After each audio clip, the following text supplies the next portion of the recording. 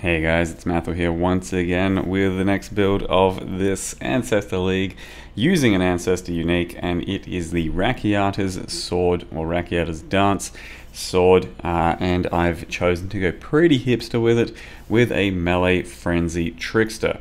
Now it is a pretty popular sword, a lot of people have been playing with it with a lot of various builds, so that's why I had to go fairly deep into the old hipster pocket to pull out one of these. I've done a melee frenzy a couple times in the past, I think, and it is pretty viable. So I wanted to combo it with Trickster this time around instead of a Raider, because Trickster can get +2 to frenzies, and thus can maximize frenzies with tattoos all the way up to 11 on a relative budget. It's nothing crazy for 11 frenzies. And then I'm also using Vile Smite as a big large-scale addition to clear, just because even without any links, it's just crazy what it does to a melee build or a strike build, or yeah, pretty much any melee build. But the sword itself is the insane part of the character and any of these characters at the moment. It is essentially a poor man's Void Forge, aka you can do anything with it and have high levels of success. So it has one special property that says monsters' resists are inverted, which means that instead of them having 50 to some resists, they'll have -50 to some resists.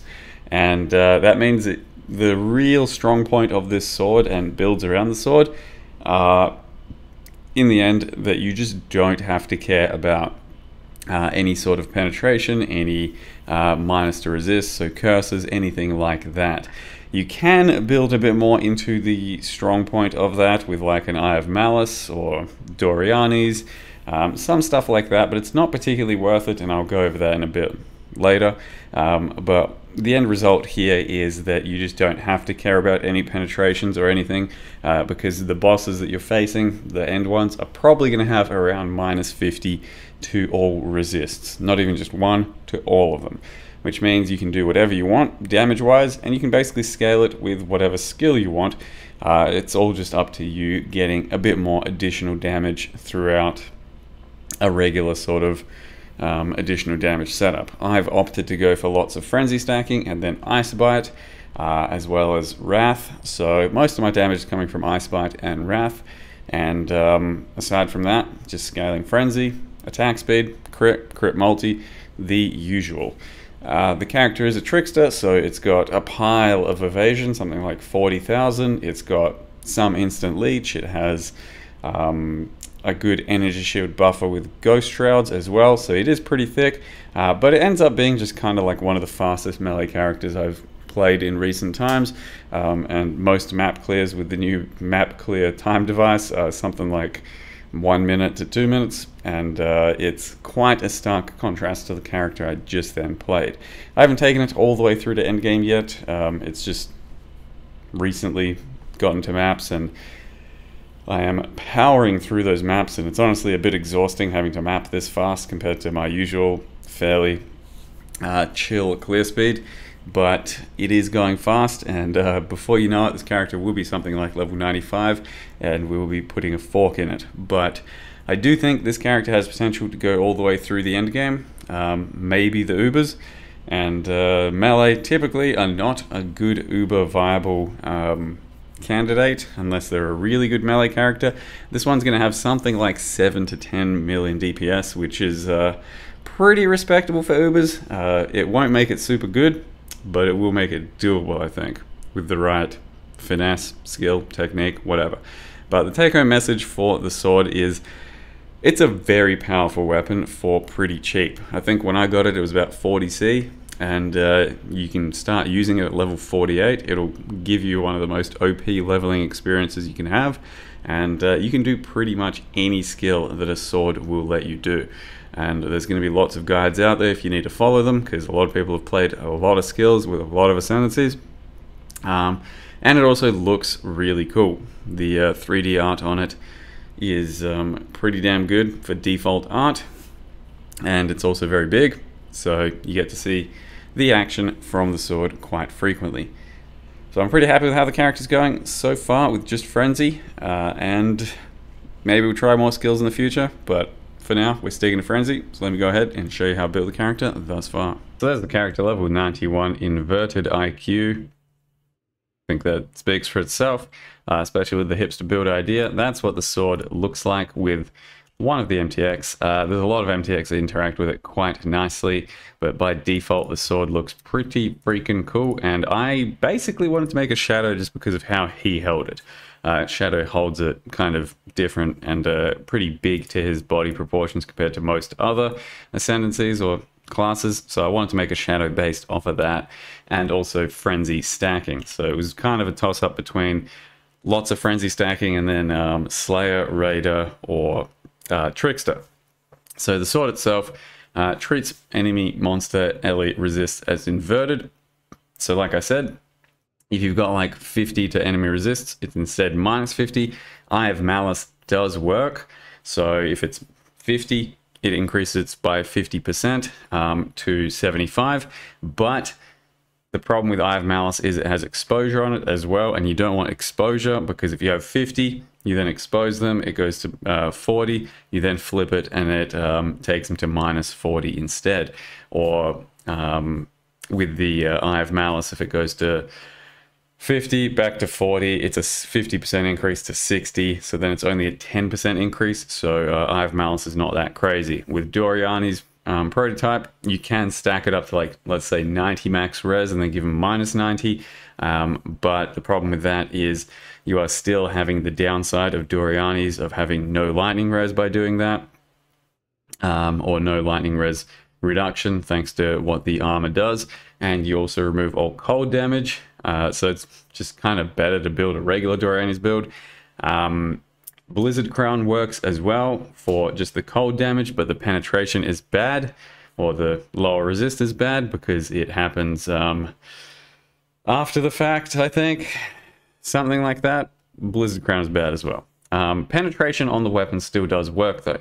So if you've got like 50 to enemy res and then it gets flipped to minus 50, another 40 penetration will take it down to minus 90. It's just that penetration has diminishing returns, so by that point the extra minus 40 isn't as powerful as it like initially is on most builds. So like I said, the real strong suit of this weapon is that you pretty much and probably just should not be looking at any sort of penetration or scaling mechanics for it at all. Just pick a way of scaling your damage and then have this as your like main damage dealer. That's all there is to it. At least that's how I see the weapon. So we've got Trickster, and that gets lots of damage there. We get all the frenzies, some evasion, and also some energy shield and some attack speed and leech and stuff like that. We have 11 frenzies coming from max frenzy on gloves, max frenzy on boots, and then 2 here, 1 from a tattoo. So tattoos over here, and then 3 from the passive tree. The passive tree is a bit confusing for me because I want a lot and I also want to travel a lot, but it looks something like this at the moment. We do get ghost dance, we use tattoos quite a lot to help with cold resist, and also chill and freeze immunity. I do have a lethal pride over here for some double damage action, so double damage there and there. Also gives it a little bit of strength, I suppose. A lot of crit nodes, took some leech nodes and stuff. We have some reservation nodes and just some pretty basic like multi attack speed stuff, and that tattoo thing over there. And then also you get fortify from here, and you get splash and also an additional strike over here. Yeah, that's pretty much all there is to it. And then picked up a chest that has a bunch of evasion energy shield, so you can craft one of these as a hunter chest or an elder chest with just dense fossils, lock the prefixes, and then do attack reroll to get this sort of result. But this one was on the market for 60C, so I bought it, linked it up, here it is. But I do need something for the crit for this build, so it's either steal some stuff from assassin or do a little bit of extra crit here. Could also do a Hatred Watcher's Eye if you're going to do that. But yeah, the base crit on this thing kind of sucks. We're then using Mark of the Elder, of course, comboed with some sort of ring that I was just using Chaos Harvest rerolls on. Picked up a 9 increased damage Frenzy enchant, which is pretty important if you're going to do Frenzy, because that's 100 extra damage. And then just used essences for reservation rerolls till something good happened. An amulet with just some crit multi and early damage. Nothing too special. Dark rays, and in this case +2 auras, just so I can have a little bit more on my wrath and my grace. And then these gloves are a bit of a steal. Picked them up for 100C. They've got suppress, attack speed, a resist, and some life, and then max frenzy. But max frenzy, there's a lot you can do with that on gloves. Either high Templar gloves, lots of different corrupted variants with max frenzy. You can craft gloves with max frenzy using, I think it is Warlords stuff with Awakener orbs, stuff like that. Pretty versatile. I saw these that were up for a few days for 100C, so I thought I'd just take them because they're about as good as they can be for my build. My suppress is not amazing at the moment. 74% with a flask up. If I had a Watcher's Eye, I could get it to about 90, and then with Lucky Suppress, that's about as close as I can get to capping it, but I'm not worrying too much about that. The life and then energy shield buffer with Ghost Shrouds already makes me pretty tanky, to be honest, especially with the evasion that I've got. So Ghost Shrouds really do a lot of work to bounce your energy shield back up almost immediately, and then also a belt that I use to just attack reroll and harvest till something decent happened. So yeah, that's pretty much the build. The links are Divergent Frenzy for 1 additional strike. I then use Ice Bite, level 21. We have Multi-Strike, early damage with attacks. Divergent doesn't need to happen because I've got Mana Leech. Inspiration and Close Combat. And I've also tried to reduce my mana costs down as low as possible, so 7 mana, 12 life at the moment, and can spam away because we do have a very high attack rate. When everything's down, I think I've got like 10 attacks a second using totems as well. So totems in the chest for Ancestral Protector, War Chief, multi-totem, inspiration, close combat, and crit strikes. The totems themselves, when they're down, deal something like 4 million DPS, so they're actually pretty handy too, whereas the frenzy itself is like 6 or 7 mil. This type of build can have pretty much anything as its attack, so I tried Wild Strike out, and that's pretty good, but it's just going to be as strong as the mechanics allow it to be. So Frenzy with this extra more attack speed and more damage is a bit stronger than Wild Strike by like 50%. So lots of good options out there though, but it's about whatever's mechanically strong. But realistically, you should be able to play whatever you want and just enjoy whatever skill you want with this thing. Spectral Throw, Lightning Strike, Frost Blades, whatever it is you want. The versatile thing, and this character template should be usable for most of those things. Just probably don't expect to do Ubers comfortably on most of those variants. It should just get you through the game quickly and have some real big speed mapping. If there's anything else to mention, Life Tap, Assassin Mark, Mark on hit, real low level precision.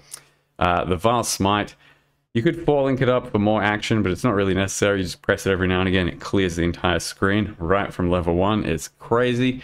I did attach increased area turret, leap slam, and faster attacks. And then over here is a Herald of Ice and a Frostbite. And mystery box stuff is what the MTX is that I'm currently using. And that's all there is to it. So I hope you guys enjoy the video, the build. Get yourself a Rakiata, play with it at least once this league. It's pretty fucking fun. Thank you very much for watching. See you guys next time.